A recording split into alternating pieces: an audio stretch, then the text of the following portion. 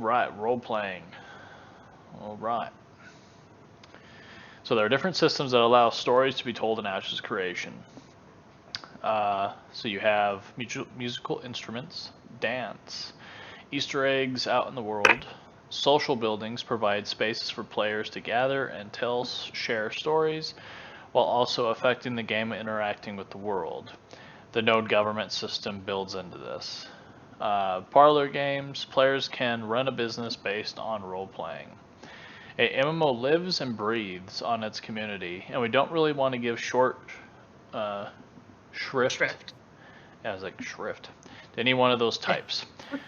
All of them are important. The RPers are important. The people who just want to hang out in the inn and talk are important. They all add to the game, and so we want to make sure that we take care of them. You can run a business based on RPing. So there you go, Missy. You could be like, buy my wares for the siege. You know, so. Right, I've got some flowers at my stall I'd like you to take a look at. Exactly. You know, it'd be funny is if like if somebody actually made like a character, and then they acted as like Kermit the Frog, you know, selling goods. It's gonna be like, you guys need to buy my swords and shields. They will really protect you.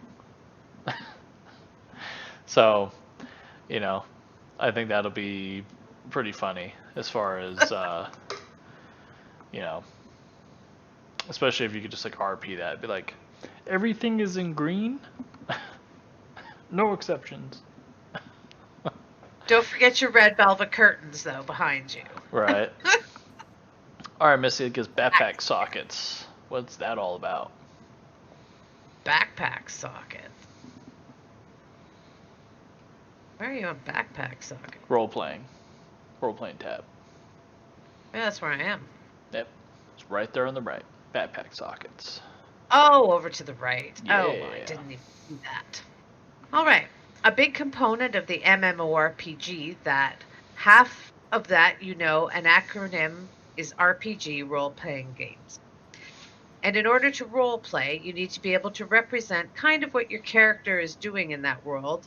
And you know, part of what animation is doing is creating these sockets on the, let's say, the belt or the back that, you know, you can plug in certain types of props or items that are created by the character team. Like Carson, you know, might be a scroll tube.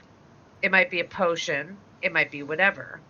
Those players will have the ability, as we've discussed in the past, will have the ability to select what they want to be represented in those sockets, and then animation will make sure that jibe well in movement. Another bad sentence. Sure there.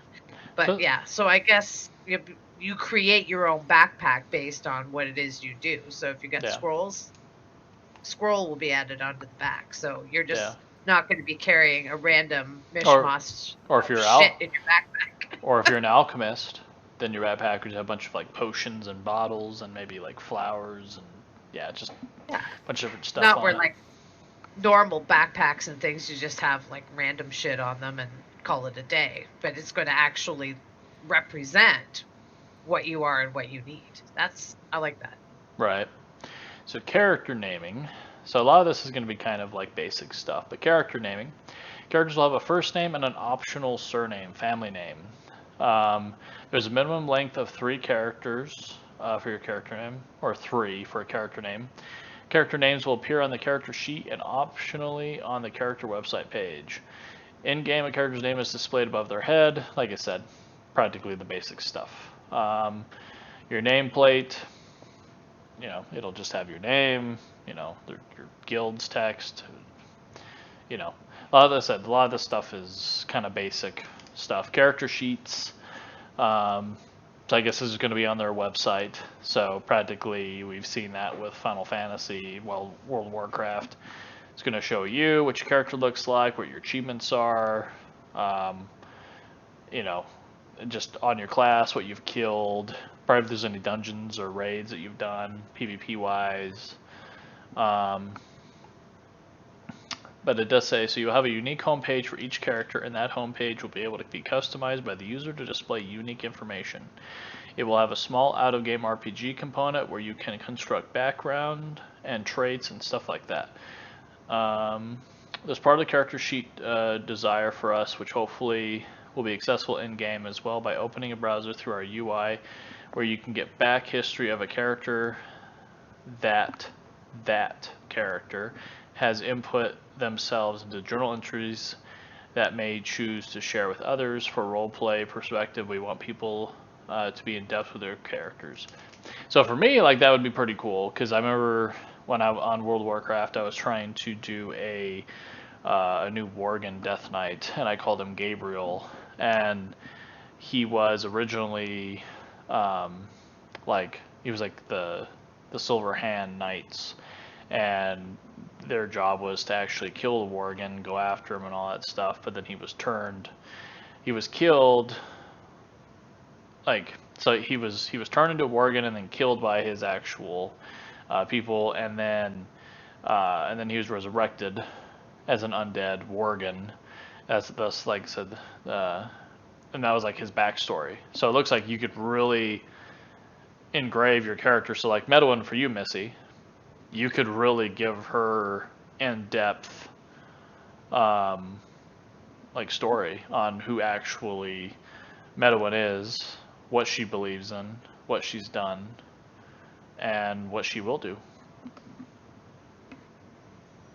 Oh, I have ideas. Yeah. She's going to rule the world. You know, to be honest, from what you've told me about Medwin, I don't think she would care to rule the world. I think she would be. No, she wouldn't. She would be that woman that you would find in the corner of a bar. She's the protector of all creatures, is what she is. She'd be great and small. Yeah, she'd be like in the back of the bar in the corner doing her own thing, and dancing like an idiot, not caring. Exactly. So housing decorations. You know what? She would be the Ali Sheedy in the Breakfast Club at the back. Well, there you go. With a bag full of random crap. With the head down, not really caring to be any part of a group. Right. Yeah. So. But she is a protector of great and small. Well, you know what? People will just have to tune in when we start playing and read my bio. Right. And they'll find out all about Medwin. And after today, Misty's definitely an Alpha 1, guys. So. Alpha 2. Alpha 2, sorry. Hopefully we'll be an Alpha 1. I'm really trying to sweeten the deal on trying to become an official content creator for Ashes. So, we will see. All right, housing decoration. And Missy, while you do that, I'm going to step away for a second. But Missy's all about housing, so there you go, Missy. I'm the furnisher. Exactly. All right. So for housing decoration, players may decorate their player housing and other types of buildings. Houses will be empty when they're purchased, pretty much like every other game. Players may be able to upgrade to pre-furnished sets when they purchase their home. Pre-furnished sets will be almost entirely visual and aesthetic. Only items crafted by the carpentry profession will have in-game functionality. Players may place furniture, artwork, paintings, and other decor items in their player housing. Items may only be placed in locations that are suitable for that item. For example, statues may only be placed in exterior locations of freeholds and static housing. Each size of player-owned housing determines how many decor items can be placed in it. So no, you can't be a hoarder in this game. Prized items such as achievements and trophies may be displayed. Characters will be able to interact with furniture items such as sits in chairs and lays in beds. Players will not be able to alter structural aspects such as windows and walls. Quality furniture can be crafted in-game based on the skill of the craftsperson. Furnishing items with in-game functionality will be restricted entirely to those created by the carpentry profession. So, Stephen says, your ability to craft more luxurious furniture comes with how much of a master craftsman you've become in the furnishing profession. This isn't like I want my house to look good, I got to fork over $50 in cosmetics. Players can craft in-game based on their dedication and focus in that aspect, the artisan tree. So you don't have to spend real money. You can just work on your crafting and furnishing profession, and then you can make yourselves beautiful furniture. So it isn't, the pay to win thing here is not happening in this game. So then we'll